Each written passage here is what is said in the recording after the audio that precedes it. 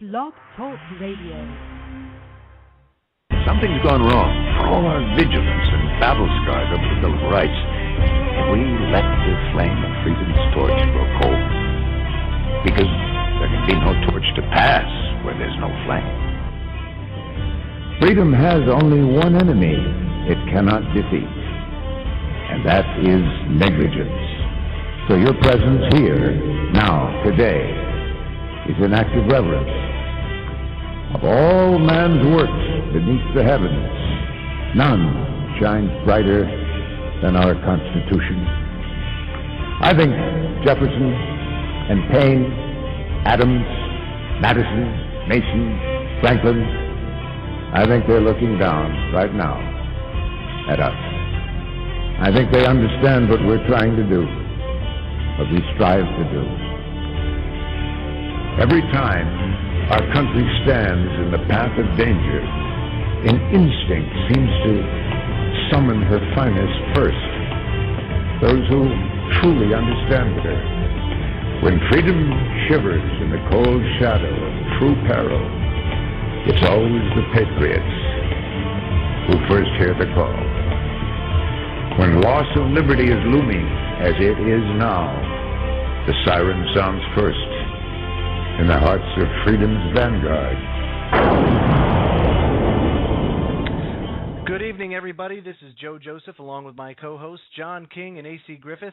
What a show we have for you this evening. It's Aaron Dakins, the producer of Pastor Butch Paugh, and also does the news for Joyce Riley's Power Hour. She's joining us the first hour and the second hour. In the second hour, we'll be joined by Pastor Butch himself, and the focus of tonight's show is going to be surrounded by, or is going to encompass primarily preparation, because there are things that people can do on the cheap and pretty quickly in order to do this.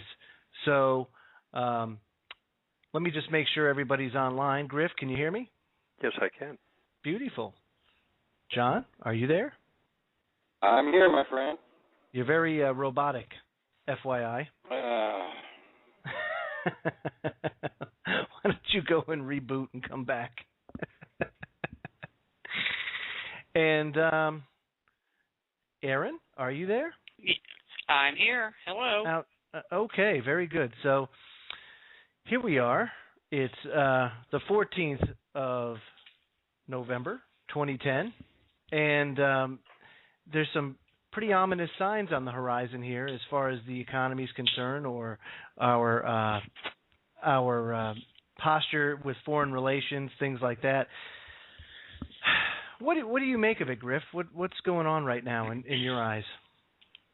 I think the economy is collapsing. I think the world economy is collapsing. The whole banking system in the world is in a state of collapse, and it doesn't have to. There's no real reason. It can't be stopped, but it's destined to collapse because the managers of the world want it to collapse. I think you're absolutely right. It seems to be the inevitable thing, don't you think, Aaron? Yes, I do. And the thing that people need to remember is that our economy in the United States is based on a fiat currency, which is basically just paper money backed by nothing. And every empire that's ever tried to use fiat currency, it falls. It crashes. It has to. I mean, it's like you say, it's backed by nothing. And that really is that there's something to be said for that, obviously, but the rampant manipulation of the financial markets, not to mention the fact that corruption is at even, the very lowest levels to the very highest levels of government, of banking, of any part of your private industry. It's just everywhere. It's just running rampant. And that's just one sector of it all. And then you have the morality, morality's going down the tubes. That's on its way out. And it was funny because my daughter was watching the Muppet Show today, and my son comes down, my older son, and he says, "What is that for kids?" And I said, "Believe it or not, this was prime time back in the 70s, This is true.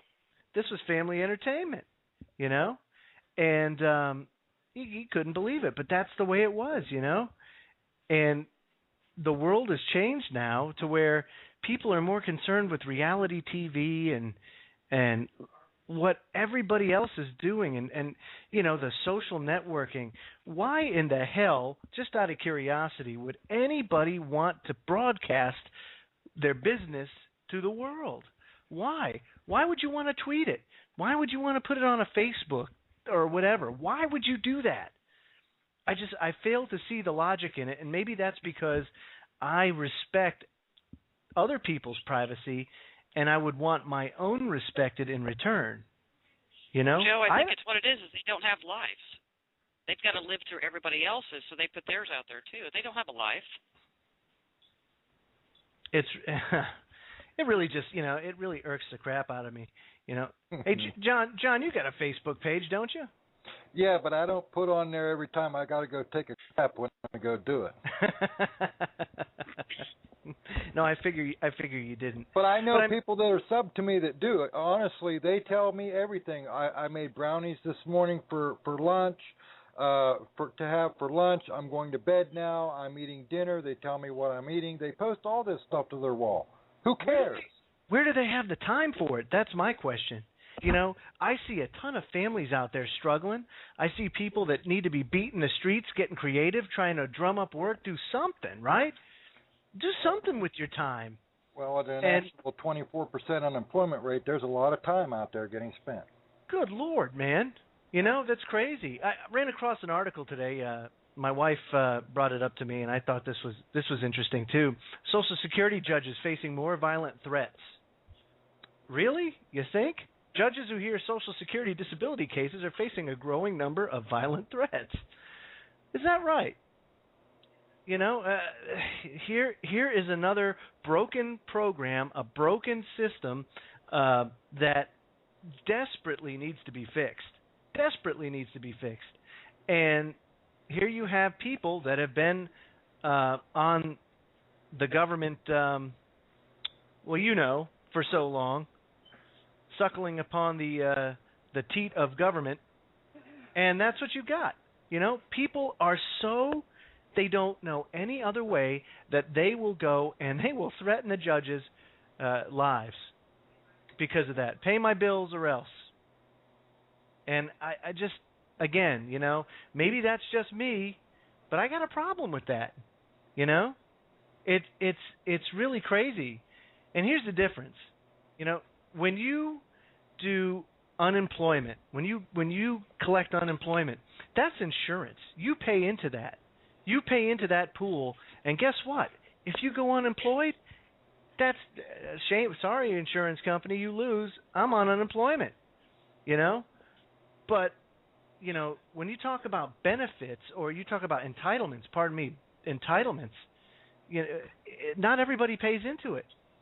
I tell you this, that I'm one of the younger ones on this broadcast.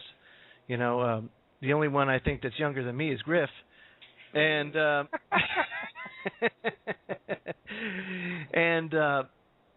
I've been paying into Social Security ever since I was 13 years old. 13 years old, they started taking it out. I just got my Social Security statement the other day, and it's really amazing that there are some people that have collected, and for what? So I'm kind of hurting there. It's hurt. It's a system that needs to be fixed. The entitlement system needs to be fixed, and I know I'm preaching to the choir out there, so I won't spend too much time on it. But it's just something that really chapped my hide today, and I wanted to bring it up. But with that said, the focus tonight, Aaron, and one of the reasons why I brought you here was the fact that you've got your show on Prepper Podcast that deals with preparation, and I've got John, who lives, dies, and breathes prepping and canning, and I wanted to bring the two of you together so that we could go over some things that people could do to prepare quickly and on the cheap. Okay. So where do you think we should get started with that? Aaron? I'm putting you on the spot. You're going to put me on the spot. Well, basically, the thing you need to remember is keep it simple, and also buy things on sale, but buy things that you're going to eat. Now, that being said, I do like beans and rice, so we have lots of beans and rice, but also, that being said, I'm going to get real tired of beans and rice. So we have a lot of just cheap spices that we've bought, too, to change the flavor around a little bit. You could buy bulk rice and bulk beans, and it's not that expensive, but you're going to get the carbs and the protein out of those items that you're going to need to keep you going. I buy a lot of canned goods, buy a lot of canned meat, canned vegetables, canned fruits. I also will buy, if they have hamburger helper on sale or tuna helper, I'm going to buy that. And I don't know if John does it, but we do a lot of canning and we do a lot of dehydrating. And I've dehydrated ground beef. I can add that to hamburger helper at some point. You can do this cheaply. Another cheap trick that we learned was any of your farm supply stores like your Tractor Supply or your Rural King, Farm Fleet, I don't know what everybody's got around them, but those stores carry bulk grains that you would feed to your horses or your chickens. And those are good, right? They are good. And after the poop hits the fan, it's not something I'm going to typically eat now.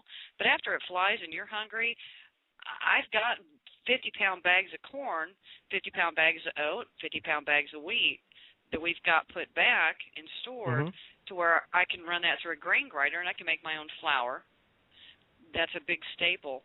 Now, how long does that last? How long does that last for, Aaron? What's like the typical shelf life of something like that if you don't vacuum seal it or put it in like a 5-gallon bucket or something like that, The best thing to do is to put it in a trash can and really? seal that up. Now, that being said, we haven't done that yet.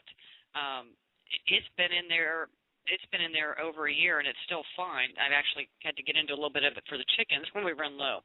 So I know it's still good. How long is it going to last? I don't know. If we don't start using it up here in the next 6 months, we're going to start packing it in trash cans. Now, a friend of ours, and I've not tried this, but I'm going to throw it out there, a friend of ours will take that, put that down in the trash cans, and then set a cracked open bottle of rubbing alcohol in there and seal up the trash can with duct tape. Now, you don't want to jiggle your trash can around, but the alcohol will keep varmints out. And bugs is what we've been told, so we are going to try that and see. Some of the stuff we do have down in 5-gallon buckets, and we've got O2 absorbers and whatnot in there too, and those are all kept climate controlled. All this stuff is in our house, so we don't keep it out in the shed or in the attic. It's all climate controlled. So, it's basically going to be try to find a way that it works for you. The way we look at it is when we're hungry, we're going to eat, and it's going to be better than eating canned cat food and dog food. Yeah, you can imagine. That would be awful. Now, I know this. A lot of people don't realize that you can do a lot with a little. Case in point, I was at my local Family Foods the other day. Now, this is a store that you typically don't do your grocery shopping at because it's just too expensive. Because where I live, there's no supermarkets, and this would be the equivalent of a supermarket, but you don't do that. You drive the hour to go into the city to be able to capitalize on that. But anyway, I was there, and while I was there, they had canned goods that were 3 for $1, whether it be corn or green beans or peas. So that was great. Which is a good buy, yeah. That's a great buy. So what you do is you drop $30, $40 on that, and you come away with many cans. And I mean, I don't know how long you can stretch that out to last you a while to augment your diet in a dire situation. And then the second thing is that they last a long time. And all these had shelf lives to December of 2012. So that was good. And they're good longer than that. As long as your seal's fine, they're good. And here's the thing, the stuff that we buy for preps is not necessarily the stuff we eat now. I try to eat more organic and whatnot now. But at that point in time, people get over it because any food's better than no food. So that being said, you can buy a package of cheap egg noodles that are $1. Buy a packet of gravy that you mix up, add a can of meat to it, maybe some instant potatoes or some rice and throw in it. You can feed quite a few people on that. Throw in a can of peas. I mean, you could probably feed 10 people. That's how you have to look at prepping. It's the biggest, like you said, the biggest bang for your buck. And when you're hungry and you don't have a lot of choice and you can't go out and get organic stuff, you're going to take about anything you've got